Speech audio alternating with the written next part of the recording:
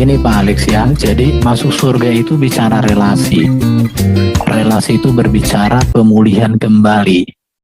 Kenapa? Karena terusirnya Adam itu karena dosa, artinya relasi yang terputus. Relasi ini dikerjakan oleh Allah kepada manusia, sebab manusia tidak mungkin mengerjakannya karena manusia sudah berdosa. Kenapa? Karena manusia sendiri tidak bisa menyelesaikan dosanya, karena manusia berdosa terhadap Tuhan. Tetapi Tuhan yang kudus bisa membangun relasi kepada manusia. Allah memulihkan relasi manusia dengan dirinya melalui firman-Nya yang diutus ke dunia, itulah Yesus sendiri, dan juga melalui Roh Kudus, Roh-Nya sendiri yang diberikan mendiami kehidupan manusia yang percaya kepada Yesus. Dan perlu juga ditahu bahwa surga itu milik Allah. Dan untuk masuk surga itu mengikuti aturan yang ditetapkan Allah. Apa aturan yang ditetapkan Allah? Allah membangun relasi kepada manusia melalui firman-Nya dan melalui Roh-Nya. Jadi relasi ini menjadi dasar menilai segala perbuatan seseorang. Perbuatan baik tanpa relasi tidak bisa dinilai, bahkan bisa dicap sebagai penolakan, oleh sebab menolak relasi dengan pemilik surga itu sendiri di situ. Jadi orang melakukan yang baik dalam ukuran manusia bisa saja terjadi, tetapi tanpa dia ada relasi dengan Tuhan, maka perbuatan baik itu tidak berkenan kepada Tuhan. Kenapa? Karena Allah harus ada dulu relasi. Sama saya dengan Bro Alex. Kalau saya tidak ada relasi dengan Bro Alex di Zoom ini, apapun yang Bro Alex ungkapkan di luar sana, saya tidak bisa nilai. Sebentar Pak. Sebentar dulu, saya selesaikan dulu. Sebentar, saya selesaikan dulu. Kenapa? Karena Bro tidak ada relasi dengan saya. Saya tidak punya hak, begitu kira-kira. Orang yang telah dipulihkan pasti melakukan perbuatan baik dalam relasi yang sudah ditentukan tadi. Jadi perbuatan baik dalam relasi itu dikenan oleh Tuhan. Tetapi perbuatan baik tanpa relasi ini sebuah penghinaan kepada Tuhan. Saya kasih gambaran begini. Saya punya seorang anak, dia melakukan yang baik, tapi tidak ada hubungan dengan saya. Dan dia menyangkali saya, menyangkali segala perbuatan baik saya. Dia baik sama orang lain. Apakah kebaikannya buat orang lain itu kebaikan bagi saya? Tidak. Itu penghinaan. Jadi berbicara tentang keselamatan, posisi berbuat baik ini harus diawali dulu dengan relasi yang dipulihkan dengan Tuhan. Kalau relasi dengan Tuhan belum pulih, apapun yang kita lakukan, itu justru kita sedang berkata, menghina Tuhan, menolak Tuhan. Saya gambarkan seperti anak saya. Anak saya itu saya besarkan, saya kuliahkan jadi dokter, dan lain sebagainya semua. Kemudian dia jadi baik semua sama orang. Tapi dia nggak ada relasi dengan saya. Dia tidak mengakui saya bapaknya. Kenapa? Karena dia tidak membangun relasi itu. Saya sudah bangun relasi. Dia nggak mau membangun. Apakah perbuatan baiknya itu berkenan kepada saya? Tidak. Hati saya disayat. Seperti itu gambaran yang bisa untuk Pak Alex. Tetapi ingat Pak Alex bahwa orang yang melakukan, memiliki relasi yang baik dengan Tuhan, pasti dia akan diberikan kemampuan untuk melakukan perbuatan-perbuatan baik. Dan perbuatan baiknya itu hasil dari relasi itu. Inilah yang dikenan Tuhan. Ya, saya coba tangkap apa yang coba Pak Erben sampaikan ya. Relasi yang Pak Erben sampaikan itu kan ada dua. Pertama, hubungannya dengan Tuhan, ya. Satu, relasi kan sama dengan hubungan, gitu kan? Hubungan dengan Tuhan, dan yang satu relasi hubungan dengan sesama manusia. Nah, yang coba Pak Erben sampaikan tadi, bila tidak punya relasi dengan Tuhan, berbuat kepada sesama manusia itu adalah tidak berkenan di Tuhan. Katakan seperti itulah. Ya kurang lebih seperti itu. Nah, yang saya concern saya itu di sini adalah dia sudah punya relasi dengan Tuhan, gitu loh. Sudah punya relasi dengan Tuhan. Tapi dia tidak punya relasi dengan sesama manusia, gitu loh. Tidak punya relasi. Saya tahu sebentar. Saya tahu yang tadi kesimpulan yang saya sudah sampaikan tadi saat saya diskusi dengan siapa tadi ya, beberapa orang tadi, itu adalah... Boleh saya tanya Pak Alex? Kalau Ya. penjelasan saya ini menurut Pak Alek benar, bisa diterima? Penjelasan yang Anda sampaikan sama seperti yang sudah tadi saya simpulkan dengan diskusi sebelumnya, yaitu Maksud aku ini bahwa dulu, ini apakah ini bisa dipahami oleh Bapak begini? bisa, Biar tadi nanti saya gini, sudah artinya gini, jadi konsep keselamatan, konsep berbuat baik, peran Yesus dan peran Roh Kudus saya sudah jelaskan. Jika ada sesuatu terjadi di luar daripada patokan kebenaran ini, maka itu jelas salah. Iya, Itu dulu. saya tadi Oke, itu jelas salah. sudah Kalau itu, mengiyakan. oke, gini, kalau sudah jelas sesuatu itu dikatakan salah, maka kita masuk kepada studi kasus. Apa yang membuat orang itu sehingga relasinya dengan sesama tidak baik? Ini perlu studi kasus. Jadi kasus itu tidak boleh menjadi patokan untuk menilai konsep yang benar. Hukum tidak boleh diganggu-gugat ketika kita menemukan sebuah kasus. Tetapi kasus harus diselesaikan di hukum yang sudah ditetapkan. Ini cara berpikirnya. Jadi hukum itu jangan diubah, ketetapan itu jangan diubah.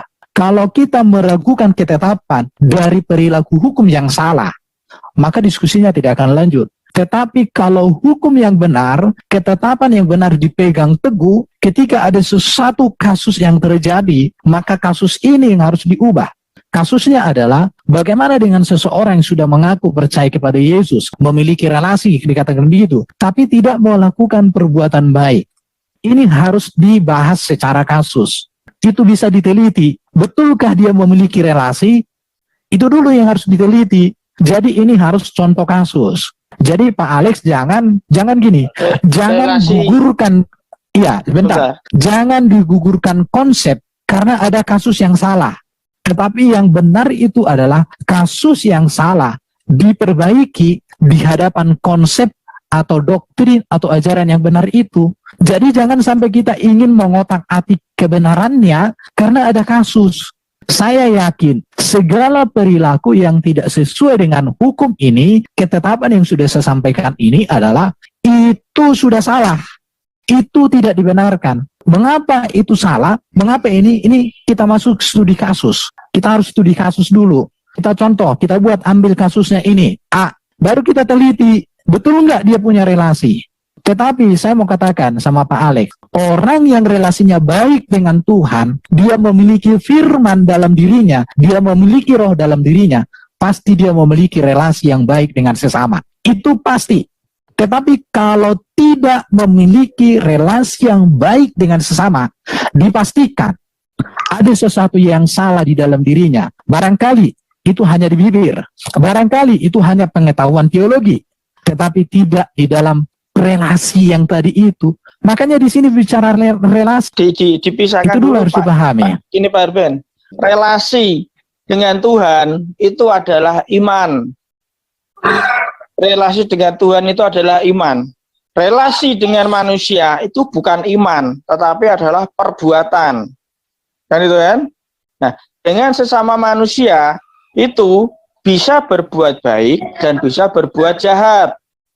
Kan itu perbuatan, ya kan? Nah, yang saya pertanyakan itu, yang saya jadi bahan diskusi itu tadi adalah apakah perbuatan baik dan perbuatan jahat kepada sesama manusia, ya kan?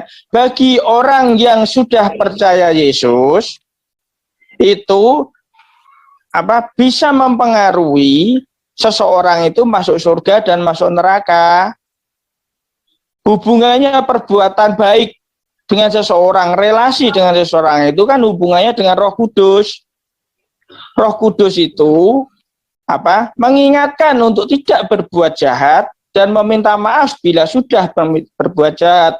Itu Roh Kudus itu kan hubungannya dengan perbuatan kepada sesama manusia. Kan itu kan? Nah, makanya Pak Alex, begini ya. Sebentar dulu.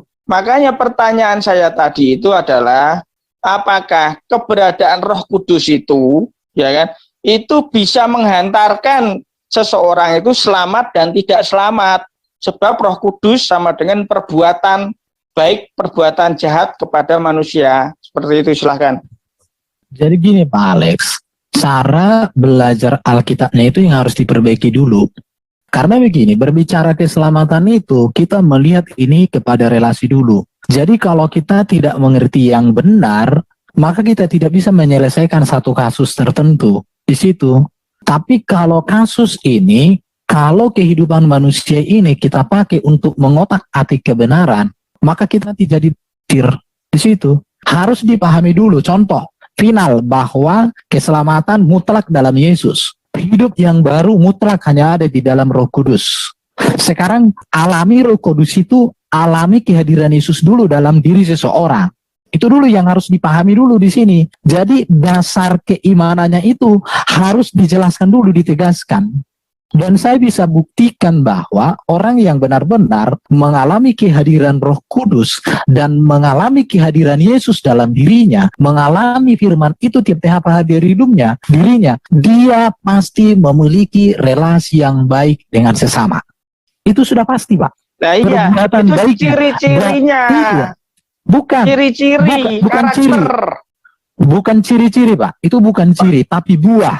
Beda ciri-ciri dengan buah. Jadi roh itu kan, maka dikatakan roh itu akan menghasilkan buah-buah roh. Makanya disebut buah roh. Iya, tadi sudah dibahas juga, Pak.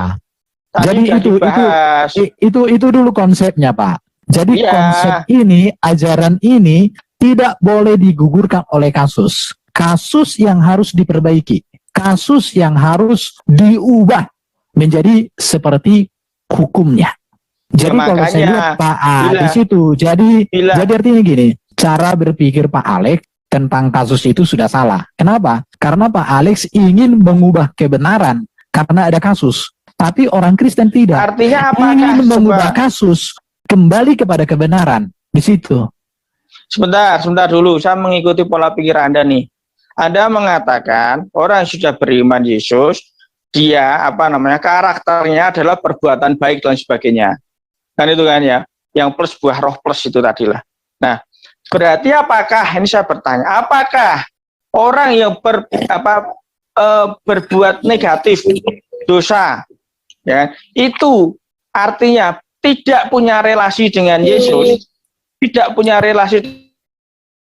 Makanya di sini kan harus melihat, Pak, berbicara relasi dengan Tuhan, hadirnya Yesus dan Roh Kudus dalam hidup seseorang, maka ini kita masuk kepada kasus namanya free will.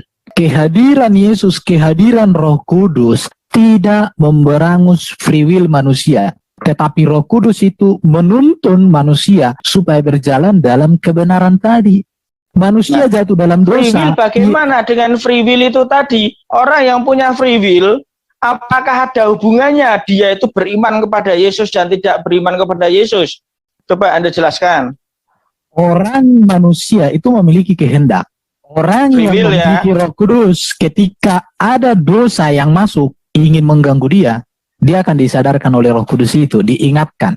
Tetapi ketika dia melawan kepada suara Roh Kudus itu, maka dia akan melahirkan dosa. Tapi dosa itu bukan hasil dari Roh Kudus, tetapi karena kehendak bebas dia, ya itu, ya kan? Itu dia tetap beriman kepada Yesus apa tidak? Makanya saya bilang, jadi jangan general semua kasusnya. Ketika dia berdosa itu gitu. Contoh. Dia melakukan free will. Dengarkan ya.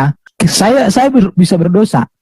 Ketika saya berdosa, sebelum saya berdosa, pasti ada suara di dalam diri saya mengingatkan saya. Dan ketika saya berdosa, ada suara. Itu Roh Kudus itu tadi yang mengingatkan saya dan itu. Dan saya bertobat. Kalau saya tidak bertobat, ya, kalau Anda tidak bertobat, saat Anda melakukan free will dan Anda tidak bertobat, apakah di saat yang sama diri Anda, Tuan A ya, nggak usah Anda lah, Tuan A, apakah dia itu dikatakan punya relasi dengan Tuhan? Makanya saya katakan, makanya harus Pak Alex melihat di kasusnya itu ya. Ketika saya berdosa, berarti saya sudah menyangkali roh Tuhan yang ada dalam diriku pada saat itu. Ya, saat itu dia punya relasi dengan Tuhan apa tidak? Loh, makanya dengarkan ya. Saya menolak roh itu berkarya dalam diri saya. Maksudnya gimana? Saya menolak. Iya, kalau Bapak nggak memahami ya di sini kasusnya. Jadi ketika saya berdosa, sebelum saya berdosa, ada roh itu yang mengingatkan saya. Ya. Tetapi saya tidak mendengarkan suara itu. Ya. Artinya saya menghiraukan dia. Makanya ada di dalam Alkitab dikatakan mendukakan Roh Kudus. Ada namanya menyangkal Roh Kudus. Ada namanya menghujat Roh Kudus. Roh Kudus tidak meninggalkan saya, tetapi saya tidak mengakui keberadaannya dalam diri saya. Ya, yang seperti itu. Tidak mengakui. Ya itu, makanya ini bicara kasus. Jadi kasus ini harus dipahami dalam kasus ini dulu. Jangan nanti kasus ini Bapak akhirnya, oh berarti Roh Kudus gini. Bukan begitu. Pahami itu pada kasus itu, jangan dilebarkan. Iya, konsen ke kasus itu, ya kan? Saat seseorang, saat saya berdosa, Roh Kudus itu saya tidak mengakui keberadaannya dalam diri saya. Saya tidak tunduk kepada pimpinannya. Saya berjalan pada kemauan saya sendiri. Tetapi bukan Anda berarti masih Roh beriman Kudus, kepada, sebentar, Anda masih beriman kepada Tuhan apa tidak saat itu? Kasusnya di sini adalah bukan masalah beriman. Tetapi kasusnya karena kan sebentar, Anda kan mengatakan relasi dengan Tuhan, beriman kepada Tuhan, ya, ditunjukkan dengan relasi dengan manusia itu berbuat baik, Roh Kudus, perbuatan baik buah roh, kan itu kan? Nah, bagaimana? Pak Alex ini, Bapak memahami nggak maksud saya? Menyangkali otoritas Roh Kudus yang diberikan oleh Allah dalam diri saya. Itu kan saya konteksnya. Tidak bicara, sebentar, saya tidak bicara, jangan dialihkan dengan menghujat Roh Kudus, tidak mengakui Roh Kudus, tidak bicara di sana. Concern saya itu adalah, ya kan, orang yang sudah percaya Yesus, vertikalnya, relasinya dengan Tuhan, sudah percaya, itu implementasinya horizontal, ya kan, implementasinya dengan horizontal itu adalah apa? Wujud perbuatan baik kepada sesama. Karena apa? Ada Roh Kudus itu tadi, dia berbuat baik kan, seperti itu. Implementasinya seperti ini. Nah, sekarang bila apa dia seseorang, ya kan, dia melakukan perbuatan jahat, itu apakah masih ada relasinya vertikal dengan Tuhan? Saya bertanya. Ya, masih dong, berproses. Nah, masih, ya kan? Berarti kalau sama-sama masih vertikal dengan Tuhan, artinya perbuatan terhadap sesama manusia itu tadi, dia bisa plus, bisa minus. Pak Alex, bentar, Pak Alex bisa memahami nggak kalimat saya tadi, mendukakan Roh Kudus?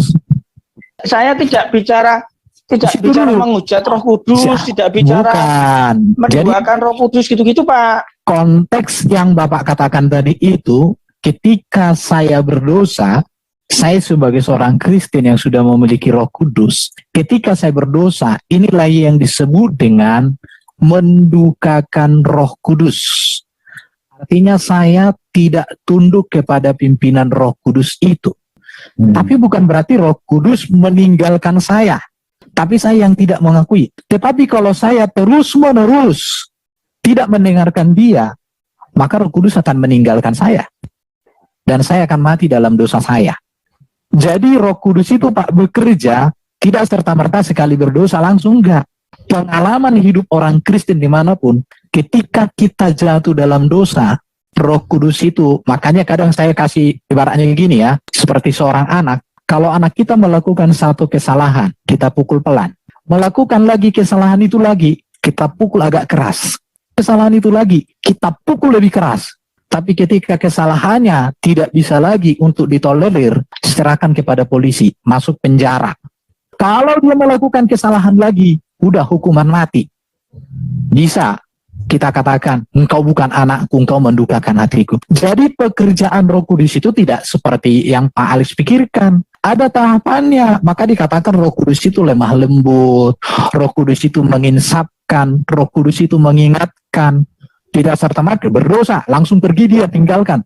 Gak seperti itu. Karena dari Roh Kudus itu ingin mengubah. Saya tak jadi gini. Apakah, gini Pak. Sebentar. Anda kan sudah menjelaskan bahwa pekerjaan Roh Kudus itu kan berulang kali, tidak cuma sekali. Kan itu kan? Beberapa kali gitu loh maksudnya. Kan itu kan Anda menyampaikan kan seperti itu. Nah, sekarang saya tanya ke Anda. Apakah keberadaan Roh Kudus di dalam diri seseorang itu, yang bila berdosa mengingatkan terus untuk meminta maaf dan sebagainya terus kan itu kan berulang kali. Apakah keberadaan Roh Kudus itu dia bisa membawa kekudusan kepada seseorang itu? Beberapa kali ya. Roh Kudus itu akan selalu menuntun orang kepada kekudusan. Tetapi ingat ya, tadi ada saya sebutkan kehendak bebas. Jadi artinya bahwa Roh Kudus itu tidak berkarya menjadikan kita seperti robot. Tetapi dia, jadi ini uniknya karya Allah itu, karya Roh Kudus itu. Dia maha kuasa, tetapi tidak memberangus kehendak bebas manusia. Kenapa? Karena kehendak bebas manusia itu sendiri adalah berasal dari dia. Nah iya, berarti kan keberadaan Roh Kudus tersebut tetap saja tidak bisa membawa dirinya kepada kesucian. Kan itu kan? Bukan Roh Kudus yang tidak bisa. Makanya di sini Bapak harus bisa dulu memahami keseimbangan antara karya Roh tidak Kudus bisa, tapi dengan kehendak bebas. Final answer-nya Pak Alex ya ini kan? berpikir hanya bukan begitu, Pak. Sebentar. Bapak itu cara berpikirnya berat sebelah. Kekristenan itu melihat dari dua sisi secara bersama, Pak.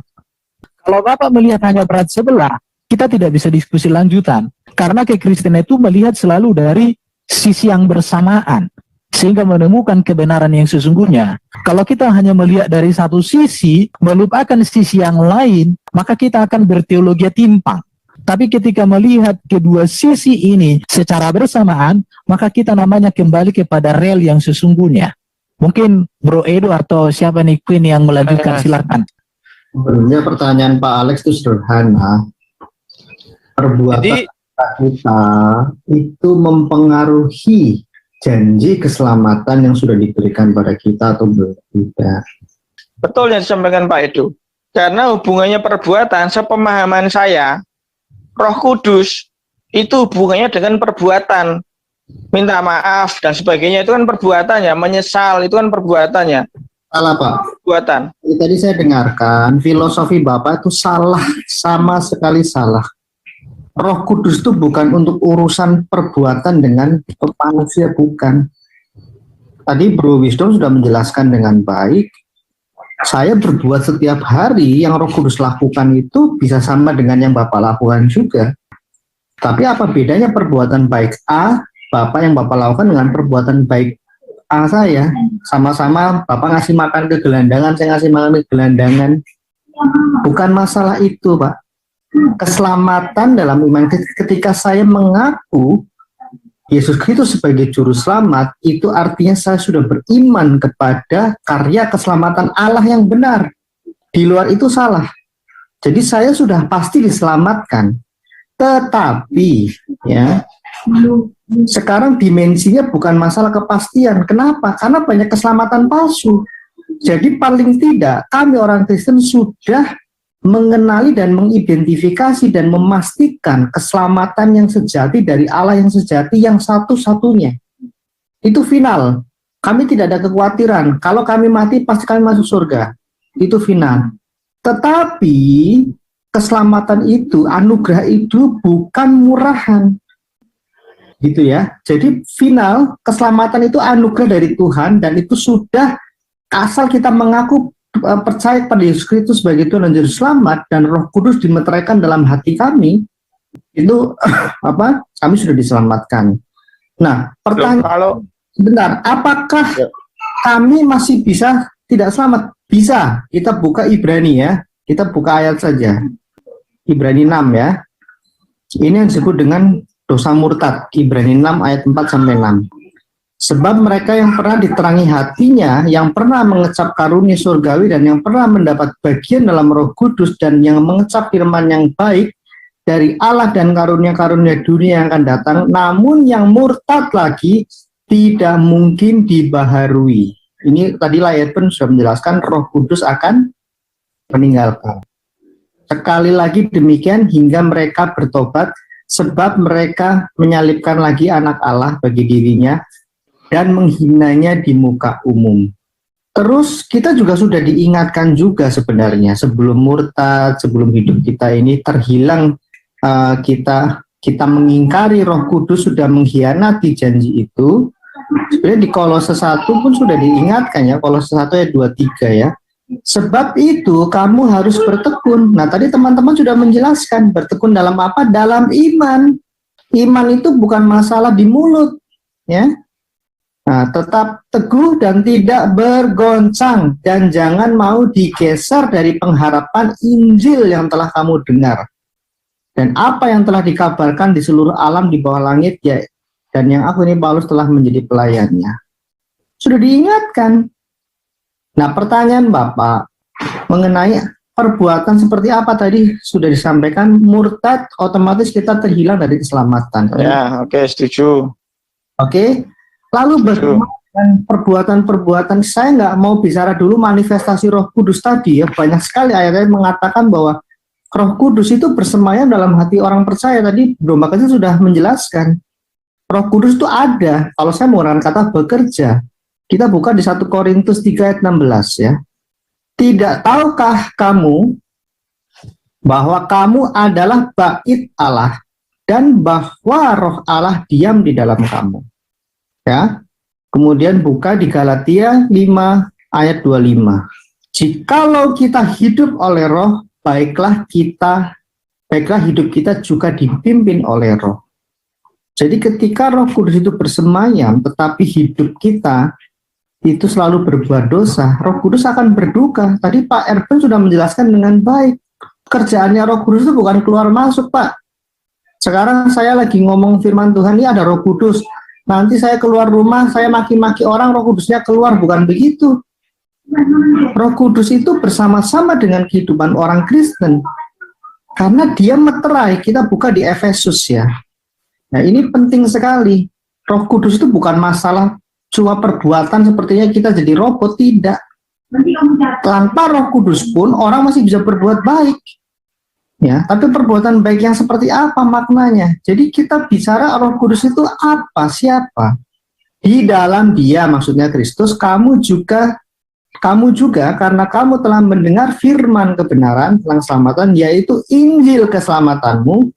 Di dalam Dia, Yesus Kristus ya, kamu juga ketika kamu percaya dimeteraikan dengan Roh Kudus yang dijanjikan itu. Dan Roh Kudus itu adalah jaminan bagian kita sampai kita memperoleh seluruhnya. Seluruhnya ini apa maksudnya? Nanti saya jelaskan. Yaitu penebusan yang menjadi kita milik Allah. Kepastian keselamatan pasti, tetapi kita belum menerima seluruhnya. Kenapa? Kita buka di 1 Petrus 1 ayat 15. Enggak, satu kadang gini loh Pak Edo. Seperti yang barusan Anda sampaikan, orang Kristen secara umum itu kan mengatakan kepastian selamat itu pasti, kan itu kan. Nah, di sana tapi nggak cuma titik, tapi masih koma. Ya, tapi ada syaratnya. Itu kan sama juga seperti gini loh, ya kan? Saya mau pergi ke Amerika gratis. Oh tidak, salah Pak. Tapi sebentar, tapi Anda harus membayar tiketnya, gitu. Oh tidak, bukan tiket, salah, Bapak salah. Kepastian keselamatan itu pasti, tetapi sekarang Bapak pahami inti dari keselamatan itu apa? Inti dari keselamatan itu apa menurut Bapak? Bapak kan mengejar keselamatan. Yang Bapak inginkan sebagai manusia itu keselamatan itu seperti apa, Pak? Tentunya hidup yang kekal kan, Pak, setelah kita mati kan? Iya, kalau ya, betul. Kekal di sana itu di Islam itu surga dan neraka semuanya kekal, Pak. Nah, makanya keselamatan menurut kita manusia secara universal, tentunya kita yang percaya kepada Tuhan, tentunya kita akan diselamatkan, kita hidup kekal di surga bersama Sang Pencipta kita, kan kira seperti itu. Nah, sama Pak, ini di Filipi 3 ayat 20 dijelaskan, Pak. Tadi kan orang Kristen sudah pasti selamat, beriman kepada Kristus, dan terus diperboleh dalam Roh, udah pasti selamat, asal jangan murtad.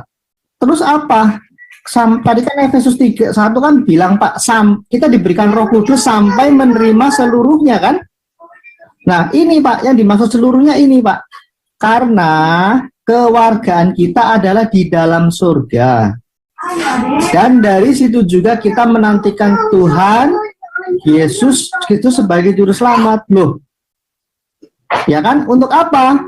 Nah ini, setelah kita di sorga, tubuh kita yang hina ini, yang dibangkitkan, akan dirubah sehingga serupa dengan tubuhnya yang mulia menurut kuasanya yang dapat menaklukkan segala sesuatu pada dirinya. Jadi hakikat keselamatan itu, kita menerima sepenuhnya itu nanti setelah kita di sorga.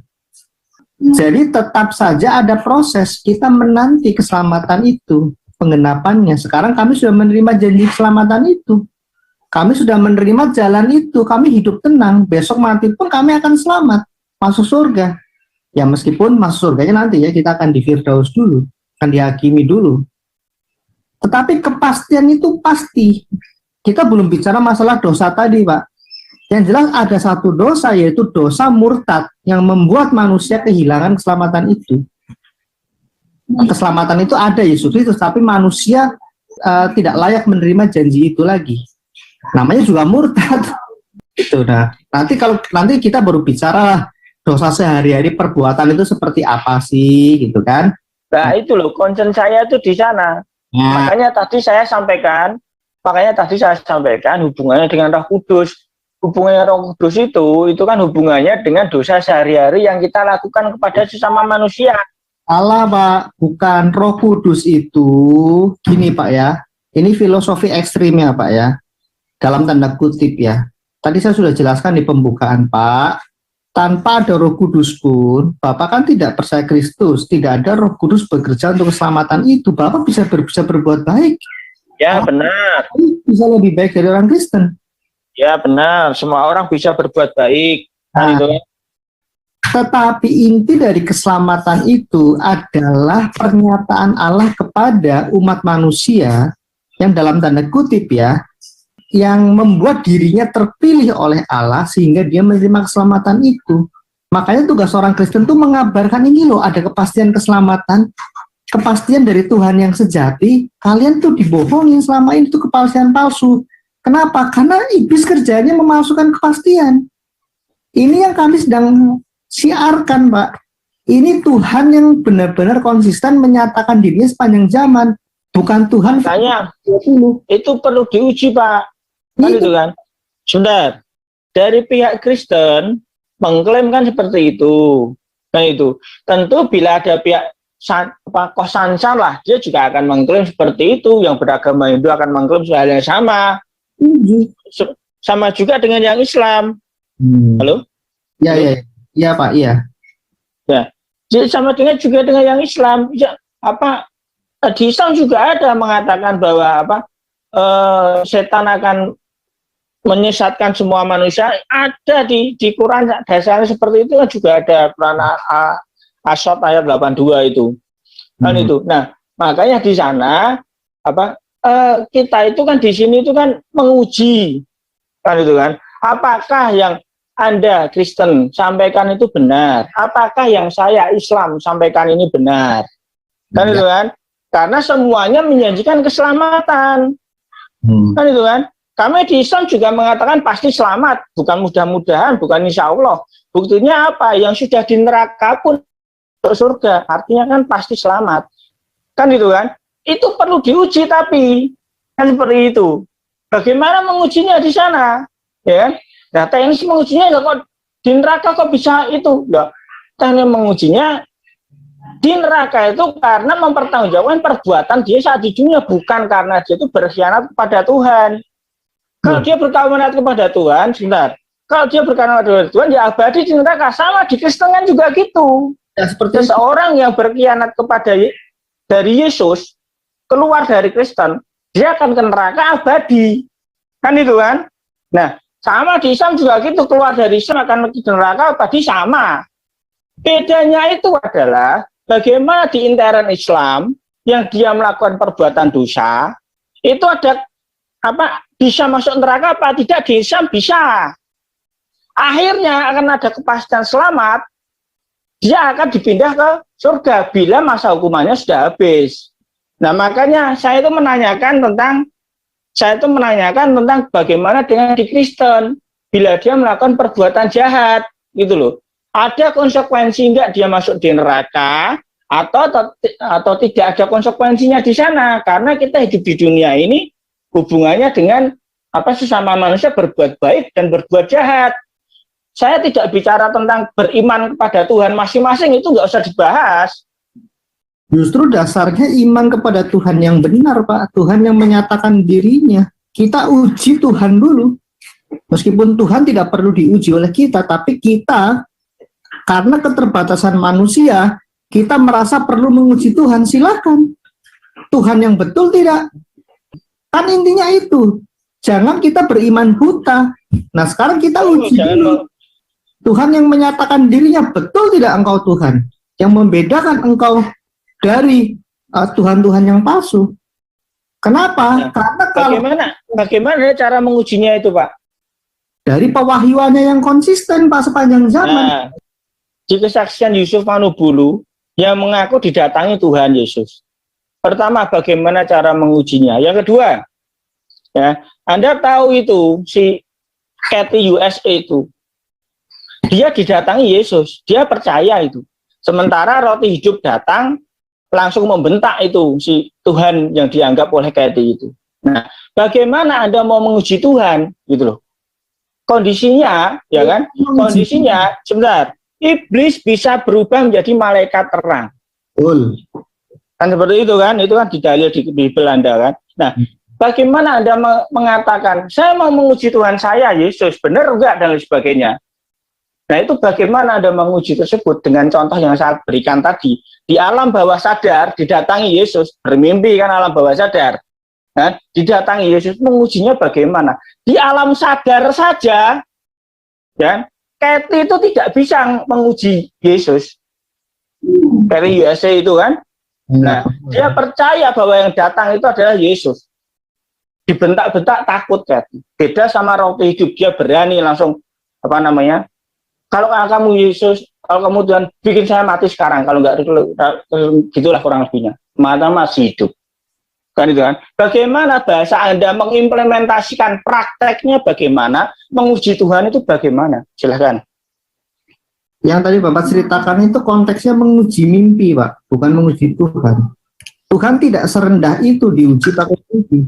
Orang mau koar-koar, mimpi atau apa, silahkan saja. Saya seorang Kristen, saya mengimani Tuhan, saya merasakan kehadiran Tuhan bukan karena saya lewat mimpi, tetapi saya mengalami pengalaman hidup bersama Tuhan, perubahan dalam hidup saya. Tapi oke lah, itu nanti, itu bicara masalah keimanan di dalam spiritual kita, rohani kita. Jadi gini ya, Pak, menguji Tuhan itu, Pak, orang Kristen, Tuhan yang benar, yang sejati, yang teruji sepanjang abad, sepanjang zaman, dari mulanya. Bagaimana kita menguji itu, mengetahui itu? Nah, dari kitab suci yang diwariskan kepada kami. Nah, terus bagaimana menguji kitab suci? Ya kita uji sama-sama. Kitab suci itu hanya berupa tulisan karangan manusia. Kitab suci itu entah dari mana asalnya, bukan dari Tuhan, kita uji. Salah satunya apa? Kita melihat pewahyuan Tuhan sepanjang zaman melalui nenek moyang kita yang mereka bersaksi. Nah, kumpulan kesaksian nenek moyang kami, kita gitu ya, itu yang dituangkan di dalam kitab suci sebagai kesaksian penyingkapan diri Tuhan. Nah, terus kita bicara apa yang disingkapkan? Nah, ini kita perlu mempelajari kitab suci sehingga kita menemukan pewahyuan Tuhan sepanjang zaman. Kalau kita tidak memiliki kemampuan, memiliki pimpinan roh untuk kita memahami pewahyuan Tuhan, kitab suci itu hanya berisi tulisan-tulisan biasa, Pak. Nah, justru inilah iman Kristen itu hadir dan bisa memenangkan pertarungan di abad-abad awal dengan agama-agama Gnostik maupun filsafat, sinkretisme dan sebagainya, bahkan agama pagan. Kenapa? Karena iman Kristen mampu menjelaskan dengan baik Tuhan Kristen melalui penampakan diri, melalui pewahyuan, dan yang paling penting apa, Pak? Melalui janji antara Allah dengan manusia.